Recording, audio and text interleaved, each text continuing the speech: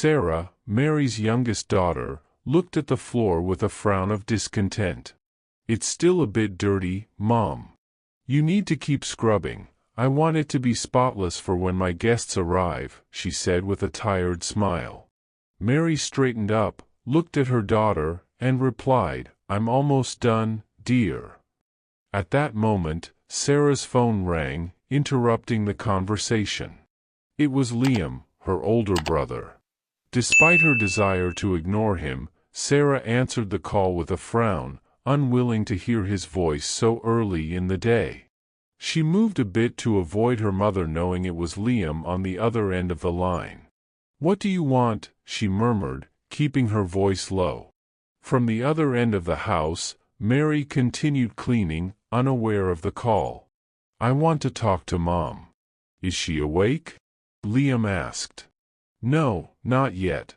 I'm just making her some tea to take to her room," Sarah replied, trying to control her breathing to hide her irritation. "Okay, don't wake her up yet. I'll call later," Liam said with a tired tone. "I miss her a lot and want to talk to her." Sarah frowned, annoyed by the idea of her brother calling again that day, at a time when the last thing she wanted was the interference of Mom's favorite. She hung up without saying goodbye and returned to the living room, trying not to let the conversation ruin her plans for the day. Meanwhile, in his office, Liam faced a mountain of papers and documents that required his attention. The phone kept ringing, and his schedule was full of important appointments. Despite his workload, a constant worry distracted him. He had to call his mother again. Every time he looked at the clock, he reminded himself of the promise to call her later, no matter how busy he was. Trying to concentrate on the contract in front of him, he was interrupted by Lucy, his secretary, who gently knocked on the door. "Mr. Liam, your first client is already in the waiting room," she announced with a calm but firm voice. Liam looked up from the sea of papers, nodded to Lucy, and adjusted his tie before standing up to meet the client. "All right, send him in," he said serenely. He quickly tidied up his desk, setting the documents aside and arranging them in a pile in the corner of the table. He put the pens away in a drawer and straightened the small stack of business cards. He wanted everything to be impeccable for his client, as a sign of respect and professionalism. Finally, he took a deep breath and put on a courteous smile just as the door opened to receive the visitor. The client, an older man with deep wrinkles and a look full of bitter experiences, entered with a hesitant step. "Good morning, Mr. Liam. My name is Francis Roman," he said with a trembling voice and evident concern. Liam approached him and shook his hand. Francis, with tears welling up in his eyes, explained, "I have lost all my life savings. He took advantage of me because I'm an old man." Liam listened attentively, his face reflecting empathy and determination. "I'm sorry to hear that, Mr. Francis. No one deserves to go through such a situation. I promise I'll do everything possible to recover your money," he said, placing a hand on the elderly man's shoulder to comfort him. Mr. Francis nodded slightly, his eyes finding a glimmer of hope. Determined to seek justice for Francis, Liam began planning the necessary actions. The interview lasted for over an hour, during which Liam asked all the questions needed to thoroughly understand the case. Francis provided details about the scammer and the methods used. At the end, Liam asked him to gather all the documents that could help solve the case. With a slight smile, he bid Mr. Francis farewell, promising to do everything possible to recover what was lost. The rest of the morning passed for Liam with interviews and complicated cases, each a new challenge requiring all his experience and legal skills. By noon, after a series of exhausting meetings, he felt the need to disconnect and called his sister intending to talk to their mother. However, after several failed attempts with no answer, he decided to return to the office, convinced that Sarah would be busy. He promised himself to try again later. Meanwhile, at her mother's house, Sarah watched the phone ringing incessantly. With a mix of exasperation and mockery, she thought to herself, how annoying, again trying to be the most loving son. She had always noticed Liam's insistence on staying in touch, but at that moment, busy with her own chores, she decided not to answer. Finally, when the phone stopped ringing, Sarah directed her annoyance toward her mother. Although Mary had been cleaning all morning, Sarah spoke to her impatiently. "Mom, you still haven't washed the dishes. You need to hurry up, there's a lot of laundry that needs ironing." Mary, with her hands still sore from scrubbing the floor, sighed and headed to the kitchen, resigned to fulfilling her daughter's demands. She knew that any attempt to argue would only result in a confrontation. Silently, she continued with the household chores while Sarah did her nails. Sarah's treatment of her mother was more like that of a disgruntled boss with an employee than that of a daughter with her mother. Mary, distressed, did not understand why she was treated this way. She had always been a dedicated and loving mother, devoting her time and effort to raising her children the best way possible. However, now she dealt with her daughter's disdain and indifference. The emotional pain weighed as heavily on her as the physical, and she wondered when their relationship had lost the respect and tenderness it once had. Not satisfied with assigning more tasks, Sarah communicated her plans for the evening. "Mom, tonight you can't leave the room. My new boyfriend is coming over, and I don't want him to see you. You can only come out if I call you, understood?" Mary, with tears in her eyes from her daughter's harsh words, could only respond, "Whatever you wish, dear." Hours passed, and night finally arrived. Sarah dressed meticulously, elegantly, perfumed herself, and applied makeup delicately to welcome her boyfriend. When Andrew arrived, she invited him to feel at home. He, observing the impeccably and perfectly ordered environment, praised her efforts. With a smile, Sarah replied that she loved keeping the house in order, hoping that this night would mark the start of something special between them. A small noise in the kitchen interrupted the moment. Andrew, curious, looked over and saw Mary moving with some difficulty. "Sarah, is that your mother? Can you introduce me to her, please?" he asked with a friendly smile. Sarah, seeing that her mother had not followed her request to stay locked up, felt a wave of anger and deep discomfort. However, she masked her displeasure in front of her boyfriend. "My mother, no. She is my maid," she replied, trying to maintain her composure and forcing a smile. Mary, who had perfectly heard the conversation, lowered her gaze with enormous sadness in her heart, recalling past moments and feeling a deep loneliness. Her breathing became heavier, as if each heartbeat hurt. She remained silent and continued with her chores, hidden in her own pain. As she prepared dinner, she struggled to hold back tears and avoid drawing attention. Her movements in the kitchen became automatic, while her spirit sank into an ocean of sadness. Andrew, puzzled by the response, asked no more questions, but the discomfort in the air was palpable. Mary remembered how this difficult and degrading situation began, recalling the moment she had a slight fall at home. Her eldest son, Liam, had been immensely worried about her health from the first moment. Desperate to ensure her well-being, he arranged for his sister Sarah to move in with her since at that time Sarah was neither working nor studying. Liam offered to cover all household expenses, not imagining that his mother would be subjected to such demeaning treatment. Each insult and disdainful look from Sarah were like daggers to her heart, feeling her soul wither under the weight of humiliation, enveloping her spirit in deep sadness. Mary longed to hear her son Liam's reassuring voice, but she was aware that Sarah had always opposed her having her own cell phone. This refusal forced her to rely on her daughter's phone, which made her feel even more vulnerable and trapped. She knew she couldn't approach Sarah to ask for it. The mere thought of facing her disdain paralyzed her.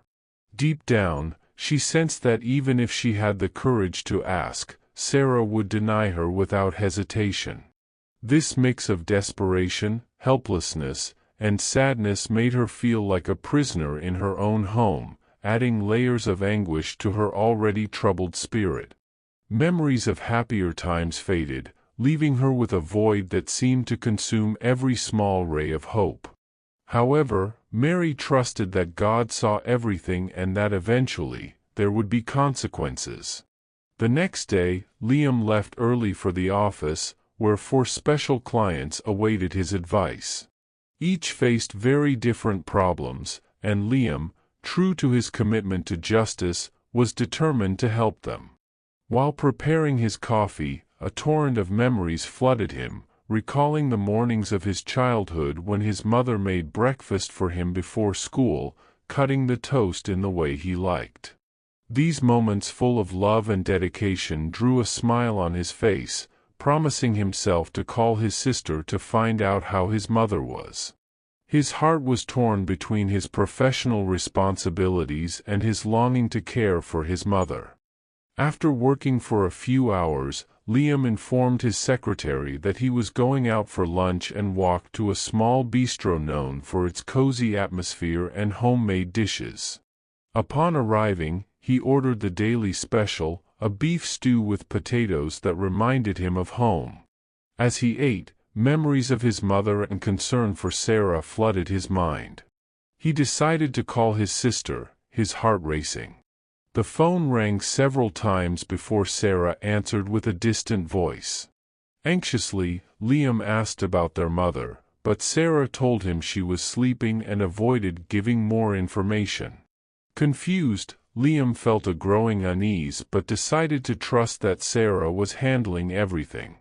That afternoon, on his way home, Liam couldn't stop thinking about his mother. His worry grew, and he decided to go see her. He stopped by a nearby bakery, remembering the times they shared there when he was a child. He bought a chocolate cake, his mother's favorite, hoping to cheer her up. When he arrived at his mother's house, he knocked on the door, calling lovingly, but received no response. His concern turned to fear, and after several attempts, he decided to use a spare key he had. He rushed inside, fearing the worst, and the silence in the house only intensified his anguish. Liam couldn't believe what he saw. His mother, kneeling on the floor, was cleaning with a small brush while Sarah watched indifferently. With a broken voice, Liam shouted, "Mom! Why are you cleaning like this?" His mother, with reddened eyes, barely lifted her head and murmured that she had no choice because Sarah didn't want to work. Liam's indignation grew upon learning that Sarah was forcing their mother to do all the chores and treating her like a servant. "How long has this been going on?" Liam asked, hurt. His mother, through tears, confessed she didn't want to be a burden to him. Liam hugged her and promised, "This ends today. I won't let you suffer anymore." Liam confronted Sarah, accusing her of taking advantage of their mother. She, cold and unconcerned, defended herself by saying she was just surviving. Liam, firm, warned her that he would no longer cover her expenses and didn't want to see her near their mother again. Sarah tried to threaten him, but Liam calmly responded that justice would prevail. Determined, Liam took his mother to live with him. Neria, his wife, welcomed them with a warm embrace, assuring Mary that she was now safe. 3 weeks later, Liam prepared the case against Sarah, seeking justice. Judge Norma Castillo, known for her impartiality, would preside over the trial, bringing relief to Liam, convinced that justice would finally be served for his mother. With impartiality and rigor, Judge Castillo listened attentively to the arguments from both sides. After a brief recess for deliberation, she returned to the courtroom ready to deliver her verdict. With a firm and cold voice, she announced that Sarah would be sentenced to 5 years in prison and fined 200,000 pesos to Mary as compensation for the great harm caused. The courtroom fell silent, broken only by a collective sigh of relief as justice finally took its course in this painful case. Liam felt a mix of satisfaction and tranquility knowing that he had achieved what he so longed for, justice for his mother. As Sarah listened to Judge Castillo's ruling, a wave of emotions overwhelmed her. Tears started to roll down her cheeks as she felt the weight of the sentence, though she also accepted the outcome with renewed dignity. The weeks spent away from her mother gave her time to deeply reflect on her actions and the harm caused. Before leaving the courtroom, Sarah asked for a moment to speak with Mary. She walked slowly towards her mother, who received her with a serene yet sad expression. "Mom, I'm so sorry," Sarah began, her voice breaking with emotion. "I don't understand how I could have hurt you so much, but I'm deeply remorseful. I consider my sentence fair and hope this time helps me correct my mistakes." Mary, with the love and understanding that always characterized her, took her daughter's face in her hands, kissed her forehead, and responded, "Thank you, dear. It means a lot to me that you acknowledge your mistake. This time will help you reflect. Take good care of yourself." Tears streamed down both their faces, mingling in a moment of deep connection and forgiveness. The courtroom, which had maintained a respectful silence during this brief interaction, witnessed the power of repentance and reconciliation. Although the pain they both felt was palpable, so was the hope that this difficult chapter would lead them to a path of healing and understanding. After the trial, Mary decided to sell the family home, which now only brought back memories of a past filled with pain and anguish. She felt that letting go of those walls filled with bitter memories was a necessary step to close that chapter and move forward with her life. The day she arrived at her son's home after the trial, she was warmly welcomed. Her daughter-in-law, aware of how difficult this process had been for her, had planned a special surprise. As Mary crossed the threshold, she noticed small details reflecting the care and love with which they had prepared everything. The aroma of her favorite food filled the air, and on the dining table was a bouquet of fresh flowers with a card that simply said, "Welcome home, Grandma. We love you very much." Mary's heart filled with a mix of relief and gratitude as she embraced her family. She was even more surprised to learn that she was going to be a grandmother. Liam and Neria had kept the news until the situation with Sarah was resolved, and this was the perfect moment to share this blessing. This news gave Mary such deep joy that it allowed her to leave behind the suffering of the past few years. She felt a renewal with the promise of a new life to come, and suddenly, all the difficulties and pain dissipated like clouds after a storm. Finally, Mary understood that life is full of ups and downs and that even in the darkest moments, there is always an opportunity to find light. The challenges she had faced had strengthened and prepared her for this new stage in her life, surrounded by love and with the anticipation of a new family member. With gratitude, Mary looked to the future, ready to embrace each new experience with a heart full of joy and serenity. Don't forget to like if you enjoyed the story and subscribe to the channel so you don't miss our next posts. Your support is crucial to keep sharing more stories and interesting content. Thank you for being here and see you soon.